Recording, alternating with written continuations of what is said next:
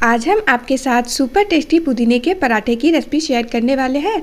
पुदीने के शरबत और चटनी तो आपने कई बार खाई होगी। एक बार आप पराठा को भी ज़रूर ट्राई कीजिएगा। ये खाने में टेस्टी तो होता ही है, साथ साथ ये हमारे पेट के लिए भी बहुत ही ज़्यादा फायदेमंद होता है। तो चलिए देख लेते हैं पराठे को कैसे बनाना है। नमस्ते दोस्तों, एक बार फिर से आप सभी का हमारे चैनल में बहुत बहुत स्वागत है। तो चलिए आज की वीडियो शुरू करते हैं। अगर हमारी रेसिपी आपको पसंद आती है तो प्लीज़ एक लाइक भी ज़रूर कर दें। पराठे बनाने के लिए हमने यहाँ पर ढेर सारे पुदीने ले लिए हैं। ये 4 पराठा के लिए इतना पुदीना लेना है। तो देखिए यहाँ पर हमने सिर्फ पत्तियों को ही लिया है।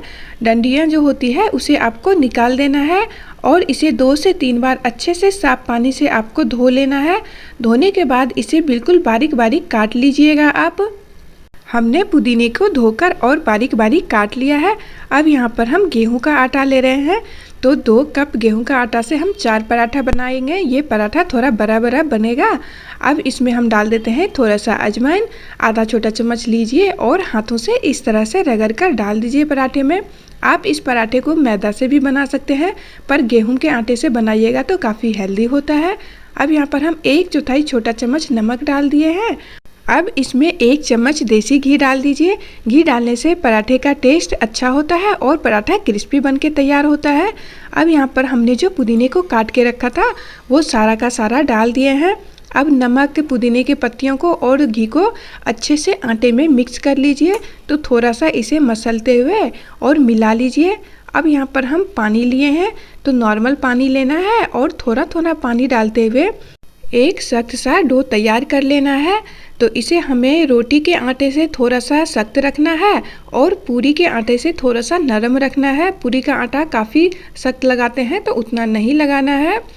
तो यहाँ पर देखिए आटा को गूंथकर हमने तैयार कर लिया है। अब इस डो को 1 से 2 मिनट के लिए आपको इस तरह से मसल लेना है ताकि ये थोड़ा सा चिकना हो जाए। तो देखिए इस तरह से हमने आटा तैयार किया है और अब इसे हम ढक देते हैं। ढककर 10 मिनट के लिए रेस्ट करने देते हैं ताकि ये सेट हो सके। और हमने 1 गिलास पानी लिया था, उसमें से देखिए इतना बच ही गया है। लगभग 10 मिनट हो गए हैं, डो हमारा सेट हो गया है। पर इसे थोड़ा सा इस तरह से आपको मसल लेना है फिर से, ताकि ये बढ़िया से पराठा बनाने के लिए तैयार हो जाए। तो 1 से 2 मिनट आपको इस तरह से करना है। अभी तेल वगैरह कुछ भी नहीं लगाना है इसमें। तो अब इसके हम 4 हिस्से कर लेते हैं। आप जितने पराठे बनाने चाहें उतने आप अपने डो के हिस्से एक बार में ही बराबर से कर लीजिए। और इसके बाद एक लोई लीजिए और उसको आपको हाथों से एकदम गोल कर लेना है। ये जो पेड़ा बनाए हैं इसे अब हम सूखे आटे में लपेट लेंगे। तो एक बर्तन में सूखा आटा ले लीजिए और इस तरह से अच्छे से आपको लपेट लेना है और चकले पर रख के थोड़ा सा दबाकर और इसे थोड़ा सा फैलाकर बड़ा कर लेना है।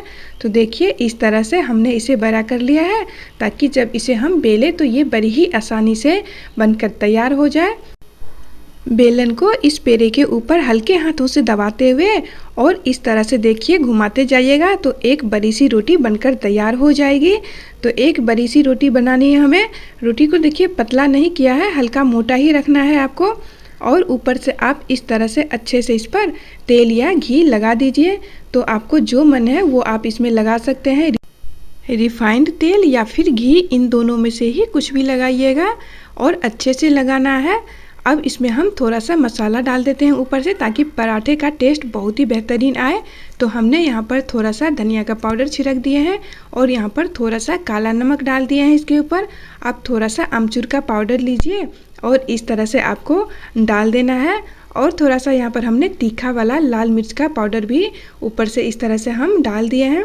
अब थोड़ा सा सूखा आटा लीजिए और पूरी रोटी के ऊपर अच्छे से आपको फैला देना है ताकि जब हम इसके लच्छे पराठे बनाएं तो उसकी परतें बड़ी ही आसानी से खुल जाए।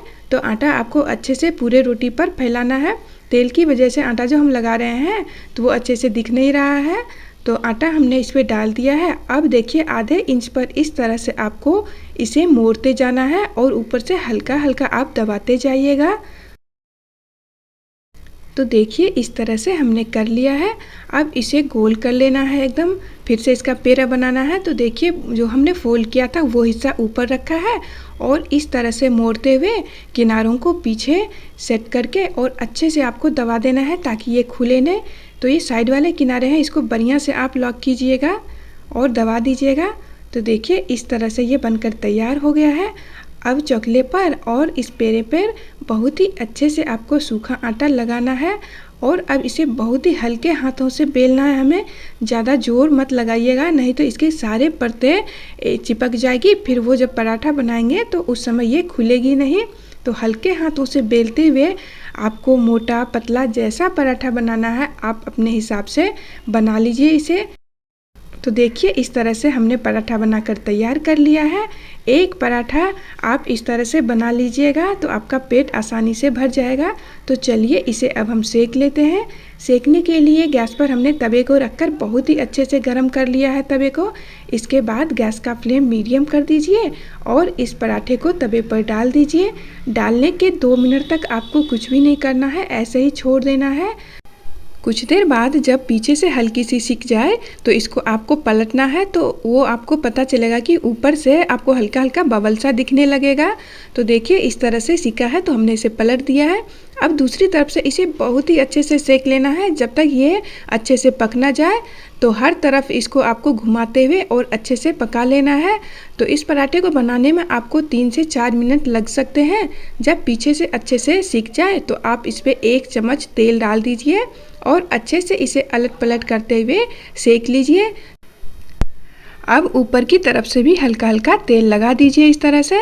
तो आप इस पराठे को घी में सेकना चाहें तो घी में भी सेक सकते हैं, बहुत ही ज़्यादा स्वादिष्ट लगेगा घी में। तो यहाँ पर देखिए दूसरी तरफ से भी हमने तेल को अच्छे से लगा लिया है और इसे अलट पलट करते हुए बढ़िया से दोनों तरफ से सेक लीजिए।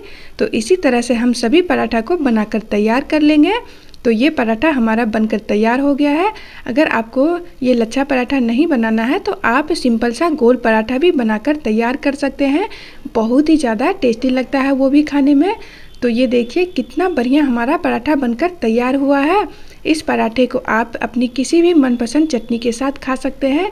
खाने में तो ये टेस्टी लगता ही है, इसके साथ साथ पुदीना के वजह से ये हमारे पेट के लिए भी बहुत ही फ़ायदेमंद है। तो आप भी एक बार इस पुदीने के पराठे को ज़रूर ट्राई कीजिएगा, ये बहुत ही ज़्यादा टेस्टी होते हैं खाने में और इसे किसी भी चटनी के साथ खा सकते हैं आप। मैं यहाँ पर टमाटर केचप और मूंगफली की चटनी के साथ सर्व कर रही हूँ। मूंगफली की चटनी की रेसिपी देखना चाहते हैं तो मेरे चैनल पर अपलोड है, आप जाकर देख सकते हैं। तो यहाँ पर हम थोड़ा सा बता देते हैं आपको। तो थोड़ा सा हमने मूंगफली लिया था, उसी में थोड़ा सूखा नारियल डाल दिए थे, 4 से 5 कलियाँ लहसुन की, आधा इंच अदरक और 3 हरी मिर्ची, थोड़ा सा करी पत्ता, सबको हमने पैन में थोड़ा सा भून लिया था बिना तेल डाले ही। इसके बाद थोड़ा सा दही और नमक डालकर अच्छे से पानी डालकर पीस लीजिए चटनी को। इसके बाद इसमें हम तड़का लगा दिए हैं। तड़का लगाने के लिए 1 चम्मच तेल, उसमें 1/4 छोटा चम्मच राई के दाने और करी पत्ता, 1 सूखी लाल मिर्च, सबको अच्छे से भून लीजिए और इस चटनी में डाल दीजिए।